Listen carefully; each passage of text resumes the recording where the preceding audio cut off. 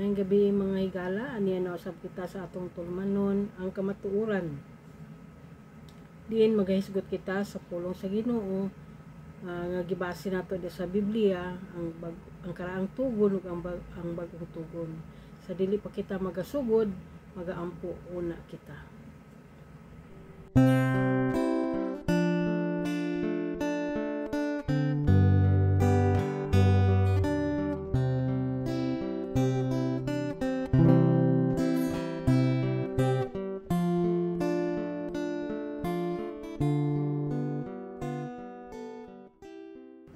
Ang atong pagatun-an karon mga igsuon, no, mga higala, usa kini siya ka pulong o mga sinulat ni Apostol Pablo diin daghan usab nangalibog o na misunderstood kini siya sa uban nga mga nagatudlo ug nagasangyaw. So ato kini pagatituluhan ang katin-awan sa mga sinulat ni Apostol Pablo. So, why is Paul difficult to understand? Ngano kunong lisod sabton ang mga sinulat ni Paul. So, nag-ingon ang libro sa 1 Thessalonians chapter 5 verse 21, prove all things, hold fast that which is good. So, ang atong pag-tukion diri is, how do we practice the Word of God after we already have placed our faith in the Word of God and have entered into His plan of salvation? So, atong basahon ang 2 Corinthians chapter 13 verse 5, examine yourselves whether you be in the faith, prove your own selves, know ye not your own selves how that Jesus Christ is in you, except you be reprobates. So, napay isa ka bersikulo no, 1 John chapter 2 verse 3 paingon sa 4, and hereby we do know that we know him if we keep his commandments. He that saith I know him and keepeth not his commandments is a liar, and the truth is not in him. Daghan kaayo kini sila mga higala igsuon. So kinahanglan ato gayong eksamino ang atong mga kaugalingon, no. Kung nag-ingon-ingon kita nga kanang nagatuo ako sa Ginoo, nagatuo ako kang Lord Jesus Christ, apan wala kita nagtuman sa iyang mga mando, ingon sa Bible, mga bakakon lamang kini nga mga tao, ug ang kamatuoran wala kanila. Daghan kaayo kini sila mga igsuon hantod karon. So gibalik-balik na ginato nino. So unsa man kini commandments? So angay natong hisayran nga ang commandments mao kini ang sugo sa Ginoo base sa iyang kabubuton. Kung moingon ako or moingon ang usa ka ginikanan, anak ko asa ng baso, unsa man to, sugo o balaod? Sugo ka to siya. Ang katinawan nga angay natong masayran mao ang pagsabot nganong lisod sabton ng sinulat ni Paul mahitungod sa balaod sa Ginoo. Kung atong masabtan ngano lisod sabton si Paul, atong masayran ang hinungdan niini, and hopefully mas masabtan nato si Apostle Paul. So atong hisayran nga si Paul wala siya nagtudlo against sa balaod sa Ginoo. So kini tungod lamang kini sa mga kalibog dagan nga mga interpretasyon mao nga ang kadaghanan sa mga Christians nagbato niini nga sayop nga pagsabot. So one can ignore the facts and continue to mislead their confidence in those that are supposedly smarter and more educated than they are, and thus go back to how things once were as though nothing happened. Kaduha, we should only trust in the Word of God because clearly God's people have a history of the majority being very wrong in their theology. So makita nato no nga bisan gani mga dagko na kay mga theologians, mga sikat na kuan gyapon, nagyapon sila yung mga errors. Kung basihan nato ang Biblia, dili gayud mao o dili takdo ang gitudlo. So some might still say Paul is not hard to understand in matters of the law. In fact, he clearly said that we are no longer under the law of God, but under grace. It does not get any clearer than that. So, tungod kay Christ is the end of the law for righteousness. Kana nga balaod sa pagkamatarong, gitapos sa kana ni Jesus Christ sa iyang pag dupa sa tanang katawhan, pinagi sa iyang death on the cross, pinagi sa iyang mahal nga dugo. Apan si Pedro aduna pod siya gisulti.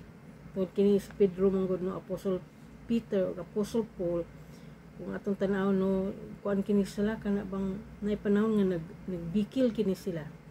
So what Peter says, 2 Peter chapter 3 verse 15 paingon sa 17, and account that the long suffering of our Lord is salvation, even as our beloved brother Paul also, according to the wisdom given unto him, hath written unto you, as also in all his epistles, speaking in them of these things, in which are some things hard to be understood, which they are unlearned and unstable rest, as they do also the other scriptures. So sulat na daan ni Pedro din nino nga naay mga sulat si Apostle Paul nga lisod siya sabton.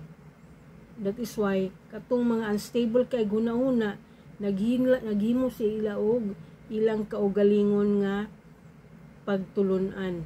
Naghimo sa lain nga scripture aron kadtumoy tumanon, apan it only led to their own destruction.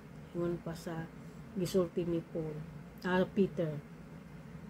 Verse 17, you therefore, beloved, seeing ye know these things before, beware lest ye also, being led away with the error of the wicked, fall from your own steadfastness.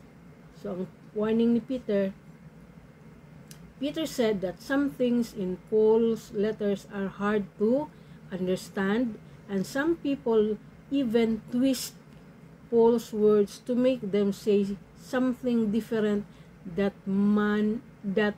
something different than what he intended. So adunay mga tawo nga lisod sila og kanang sabot sa gisulti ni Paul, siyang gisulat, na po ubang mga tao nga ilang lang tuison ug naghimo sila og ilang kaugalingong mga pulong, which is layo na kay sa unsay katuyuan ni adto nga sulat ni Paul. Ang ikaduha, we have no reason to doubt that Peter's first-hand testimony about Paul's letters could apply today as well. After all, Paul's letters certainly didn't become easier to understand centuries after they were written and in another culture. So vary gyud ang culture sa tao, no? Lahi ang pagsabot niini nga tao tungod kay lahi ilang culture, lahi pod atong grupo or lahi nga race, lahi pod ila pagsabot.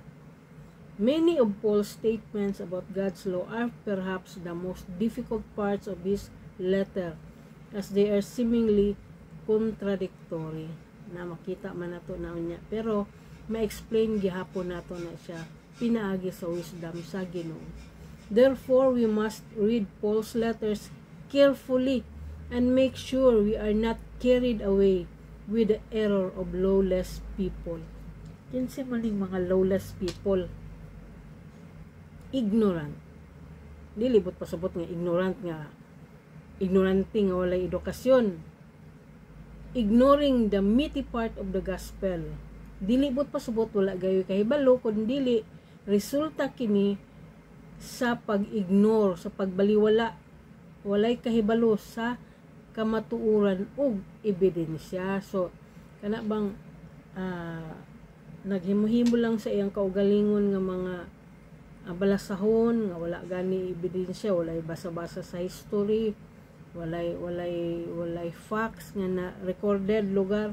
So gi-interpret lang sa iyang kaugalingon. Apan ang Biblia kung imo gayud king basahon, kumplito gayud kini sa pagpasabot.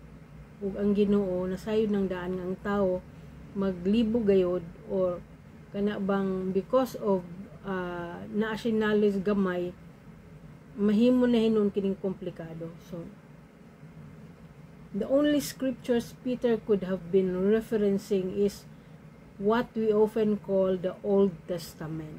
So ang tanan nga nahisulat diha sa New Testament, usa kini siya ka revelasyon o sa ka testimony sa tanang panghitabo diha sa Old Testament. So unsa man ang atong ginasabot sa pag validate ani nga mga pulong sa Ginoo nga gisulat ni Paul. So una, God is wrong. The common understanding of Paul is correct. So ana ilang pagsabot, sayop ko ng Ginoo nga si Paul na inon may sakto. And second, God is right. The common understanding of Paul is incorrect. Di gyapon mao. So kining duha nga mga atong gilantaw nga mao'y gabasihan sa uban, puro walay insakto. Aduna lamay duha ka mga katinawan. So kung atong tan-awon sa atong gihisgot ganiha, ang Ginoo sayop ang common nga pagsabot sa pulong ni Paul insakto ug balipod ang Ginoo sakto o ang kasagaran nga pagsabot kang Paul sayop. So wala may nasayop niini, only lang ang tao wala nakasabot. So ang Ginoo dili gayud masayop. Ug kadtong nagtuo sa sayop nga interpretasyon sa gitudlo ni Paul, nagadala sa ilang kaugalingon sa kaalautan. Tungod kay giutro naman hinuon ang pulong sa Ginoo. So nagpahimagno na daan si Apostle Peter niya na nga kana bang aduna gayoy naglisod pagsabot sa lisod kuno sabton ang pulong ni Paul. So Peter did not say that God is hard to understand on matters of the law. Peter said Paul is hard to understand, pero masabtan. Hard to understand. Kinahanglan ka lang gayud ang imong foundation sa imong pagsabot diya sa Biblia naka-angkor gayud, or sa sinugdanan pa lang sa Bible nasayod ka na. Kay kung dina ka lang nakabasa sa New Testament o kakabalo sa sinugdanan gayud, maglisod ka gayud. Apan kung nabasa mo gid kini, nasabtan mo, dili siya lisod. So sa wala sa tanan nga ingon nga si Paul kuno lisod sabto na yung mensahe, angay kita mo balik sa page 1 sa Bible para masabtan nato kini. Verse 16 no, and also in all his epistles speaking in them of these things, in which are some things hard to be understood, which they that are unlearned and unstable rest as they do also the other scriptures unto their own destruction. So muna siya ang mga pahimagno ni Pedro, Apostle Peter. Atong basahon diya sa Book of Galatians chapter 5 verse 1, stand fast therefore in the liberty wherewith Christ hath made us free, and be not entangled again with the yoke of bondage. So ang katarong diha kang Kristo Jesus, maoy nakahatag ka nato sa kagawasan sa mga balaod, tungod kay ang tanang nahigugma kang Ginoong Hesukristo iya nang gimatarong ug dili na padayon sa pagpakasala. Ang balaod nga gisulat ni Moses alang sa katawan sa Ginoo, wala natuman sa iya mismo nga katawan Israel, busa gipadala sa Dios Amahan si Jesus Christ aron paglukat sa iyang katawan nga ilalom sa balaod, ug ang dugo ni Hesukristo sa krus maoy ultimate sacrifice aron sila makabaton sa kaluwasan o redemption. Sa Galatians chapter 4 verse 4 paingon sa 5, but when the fullness of the time was come, God sent forth his Son, made of a woman, made under the law, to redeem them that were under the law, that we might receive the adoption of sons. So, sa paglansang diya kang cross o pag-iula yung dugo dito sa cross, mao kato yung ultimate sacrifice for the redemption of His people, Israel. Ug katong tanan nga may dawat, mituo kang Ginoong Hesukristo nga atong Dios ug manluluwas, they will receive the adoption as sons. So nahiusa siya sa banay na Israel by virtue of the grafting. Nagsulat diya sa Taga-Roma. So angay gid siya mag-graft, no? Nakahimo na kay tagleso ni ana. So they become the adopted son of God. Galatians chapter 5 verse 1, stand fast therefore in the liberty wherewith Christ hath made us free, and be not entangled again with the yoke of bondage. So Hebrews chapter 8 verse 6, but now hath he obtained a more excellent ministry, by how much also he is the mediator of a better covenant, which was established upon better promises. More excellent ministries. Tungod kay sa Ginoong Hesukristo, mauna ang tigpataliwala sa tao ngadto sa amahan. Sa unang panahon, ang Dios Amahan makiistorya lamang kung kinsa iyang gusto istoryahon. Apan diha kang Kristo, ang tanang tao libre na makaduol kang Kristo nga atong Ginoo, ug siya na ang magpatunga tali sa tao ug sa Dios Amahan. Angay natong hibal-an nga ang Dios Amahan mipaduol sa tao pinaagi kang Ginoong Hesukristo. So gingon man gud more excellent ministry tungod kay kuan na siya karabang person to person ang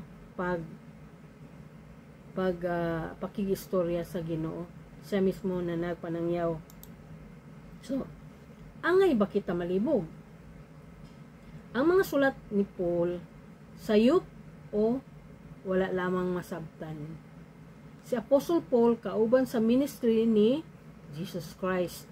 Sila ang mga unang followers ni Jesus Christ ug dili mahitabo nga sayop ang iyang gipanudlo. Do nag-ingon si Apostle Pedro nga lisod sabton ang sulat ni Paul. Angay natong isayra no mga igsoon nga si Pedro magsasangyaw sa Ginoo Hesukristo ngadto sa banay ni Israel. Ug si Paul usab magsasangyaw sa Ginoo ngadto sa mga Hintil. Busa sayon lamang para kang Pedro ang pagsangyaw sa iyang kaparehas og dugo ug tribo. Apan si Apostle Paul nga usa ka Hudiyo ug natawo usab nga usa ka ug aduna gihapoy iyang Roman citizenship, no, kay that time na ay ang Israel was under the Roman reign. So si Apostle Paul nakakuha siya og Roman citizenship. Anaa siya sa hataas nga hutong sa katilingban. Gani usa siya ka abogado. Ug dili malikayan nga sa iyang mga sulat ngadto sa mga taga-Roma, Galacia, Colosa, Corinto, Epeso, ang iyang mga sulat masagulan gayud sa mga legal statements kay abogado baya. Lahi ba ning lingwahe sa mga abogado? So diin ang kulang sa pagsabot, dili gayud mao ang iyang interpretasyon. Gani kung magbasa pud ta karon og mga legal documents gani, no, kana bang daghan gid sila terminologies nga kana bang atong ikapangutana sa uban kung sabot pasabot niini. So tungod niini daghan ang magaingon nga lisod sabton ang mensahe ni Apostle Pablo. So atong basahon ang Colossians chapter 2 verse 16 pa sa 17. Let no man therefore judge you in a meat or in drink or in respect of an holiday or of the new moon, or of the Sabbath days, which are a shadow of things to come, but the body is of Christ. Usa kini siya sa mga misunderstood nga sinulat ni Apostle Paul, tungod kay higo lamang kini gipudyot nga bersikulo ug wala basaha ang nahiunang parte asa gisulat ni Apostle Paul nga nag-ingon ang atong basahon ang katong preceding verses before ni siyang verse 2 no chapter 2 verse 16 ug 17 atong basahon ang preceding verses. Colossians chapter 2 verse 6 pa sa 7, as you have therefore received Christ Jesus the Lord, so walk ye in him, rooted and built up in him, and established in the faith, as you have been taught, abounding therein with thanksgiving. Kini nga bersikulo nagapasabot nga ang mga taga-Kolosa ni atong panahon na sulatan ni Apostol Paul nagatamod sa kabubuton sa Ginoo. Tungod kay natudluan sila ubos sa lamdag ni Ginoong Hesukristo ug nagtuman niini. Isulatan sila ni Paul nga dili sila angay husgahan o hukman sa ilang pagtamod sa mga adlaw nga gitakda sa Dios Amahan nga gituman ni Jesus Christ sama sa Lord Passover, sa pag-obserbar sa Sabbath day. Tungod kay sila nga mga taga-Kolosas nagatuman na niini nga gitudlo ni Jesus Christ apan sayop ang pagsabot ug gipanudlo sa kadaghanan. Ang ilang pagsabot niini kanang ayaw ang gusto nila dangat nga ayaw let no man judge you kung wala ka nag-observe og Sabat. Ana ang nahitabo ang ilang pagsabot. Pero kini siya nga bersikulo ang giingon ni Paul ang iyang sulat, let no man judge you by observing holidays, food to eat. Muna ang sulat ni Paul, tungod kay sila nahilain man, lahi na ang ilang practices kay nagtuman naman sila sa Ginoong Hesukristo.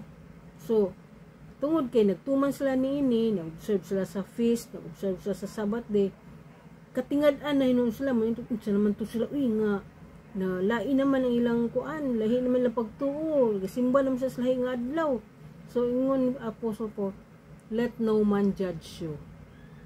Muna ang insakto nga bot pasabot nga wala masabtan sa uban.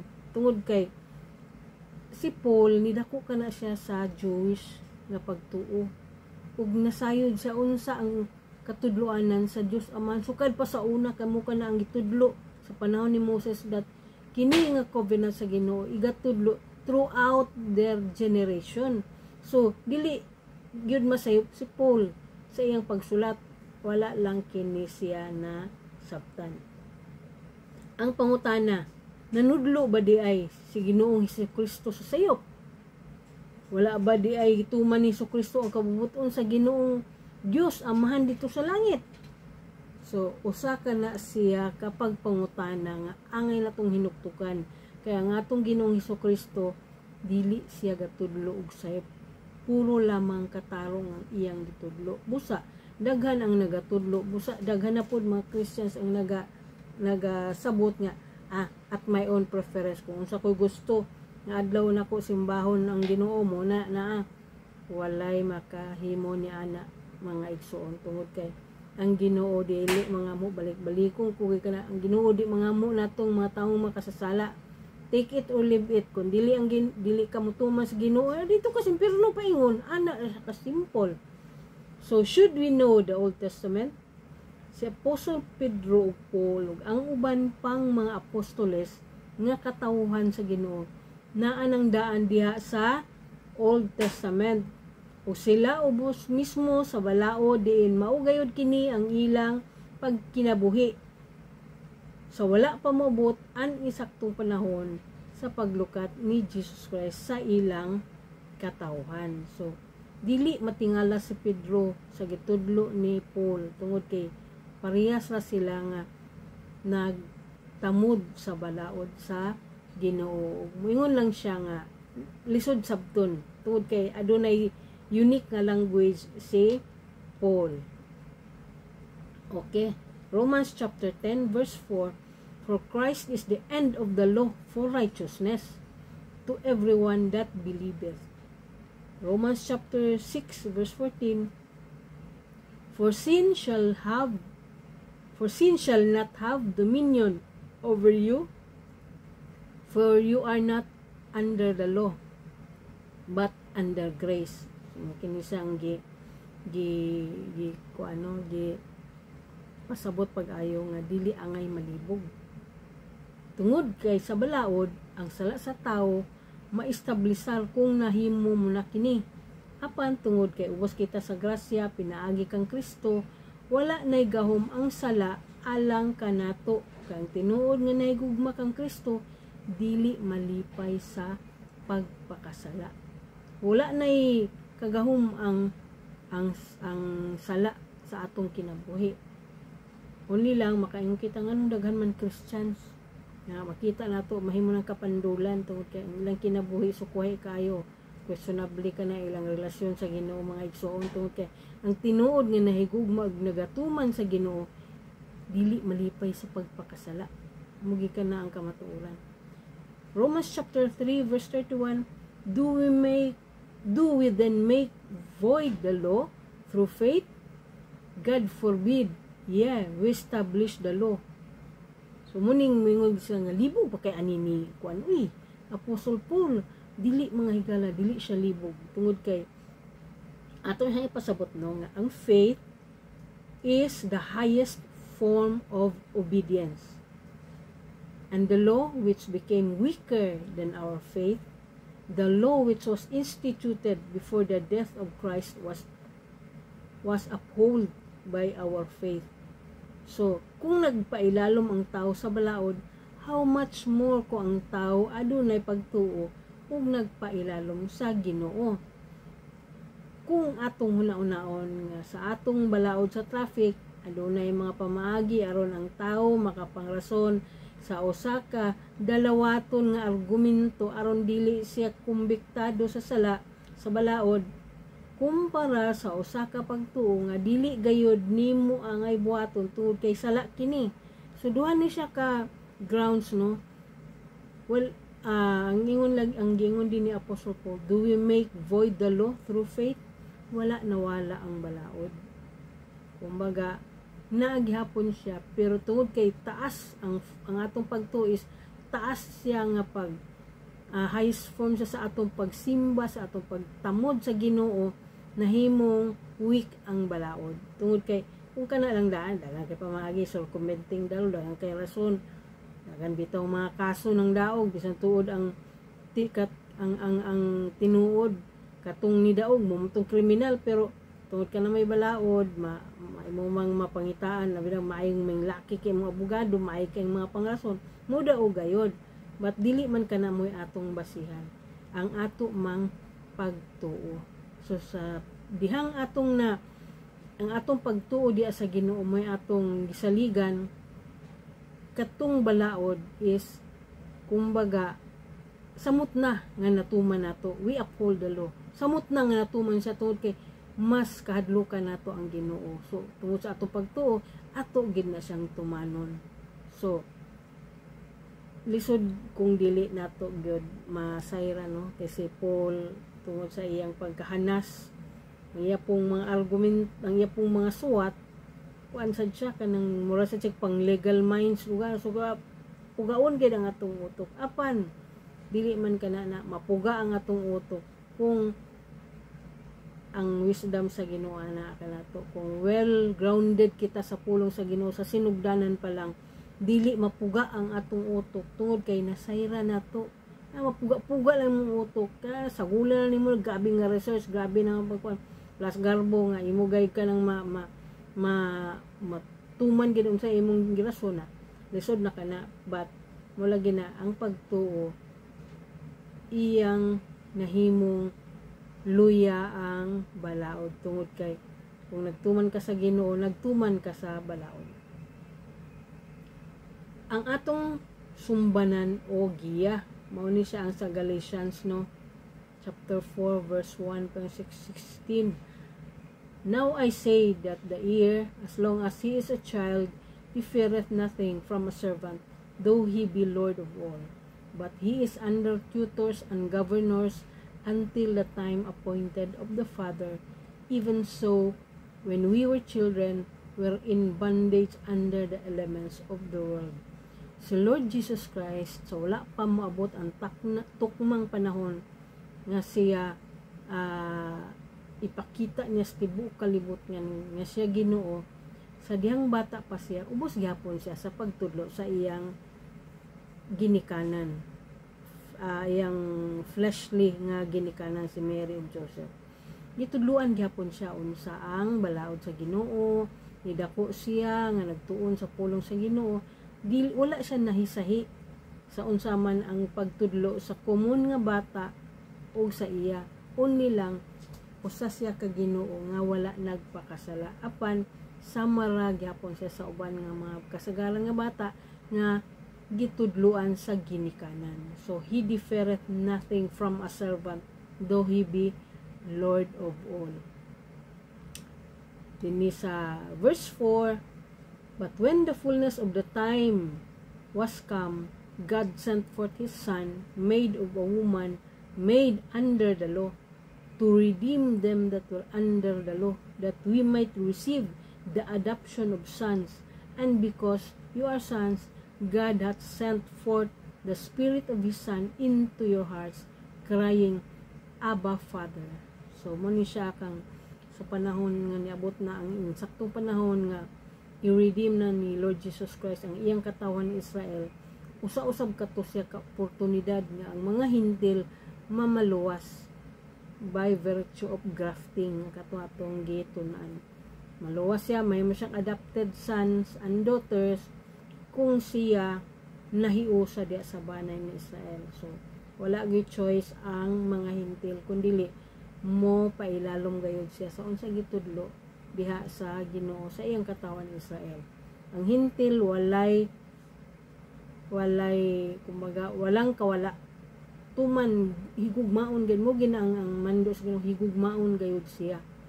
Kaya ang katawan ni Israel iya namang linukat whatever situation sa iyang katawhan, iyan ang gilukat. Moral ko na siya nagprinda ka sa mong alahas sa pawn shop, mong giprinda sa usa ka tawo ang iyang alahas.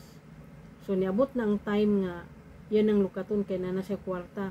Bisan pag giabugan na giagop-op na ang iyang alahas, daghan na kayong mga namikit nga abog, tungod kay iya kato paglukat niya siya na mulimpyo niya ito nga alahas. Iyan ang brasan ang mga puwas katong namikit-pikit nga mga abog tungod sa kadugayng panahon nga sige ra siya bayad sa interest apan ang full payment sa principal wa pagid mabayre. So sa panahon nga igo na iyang kwarta, siya na ang mulimpyo niya ito. Inana ang sitwasyon sa Israel. Apan sa mga hintil, conditional. Kinahanglan mahigugma kagayod sa Ginoo. Kay dili man ang hintil pinili. Usa man siya sa mga katawhan nga na wala maapil sa gipili sa Ginoo tungod kay Israel man yung gipili. Apan kung nahigugma ang mga hintil diha sa atong Ginoo Hesukristo, siya mahiusa-usab sa banay ni Israel. That is why dapat ang mga magtutudlo, especially Jewish nga mga tao, dapat magtudlo gayud sa kamatuoran nga dili mga doktrina sa mga tao sikat nga theologians ang basihan tungod kay luoy ang mga hintil. Luoy kayo kay magmatarag morning sa sayop nga madoktrina ilang na matan.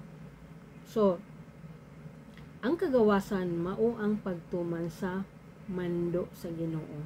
Tungod niya na walay gahom ang yawa pagpahimulag sa tao, apan ang taong masalaypon ug mapahitason dili dalawaton sa Ginoo. Klaro kaayo kana mga igsoon. Mga higala igsoon, maayong gabi kan ninyong tanan, and God bless us all.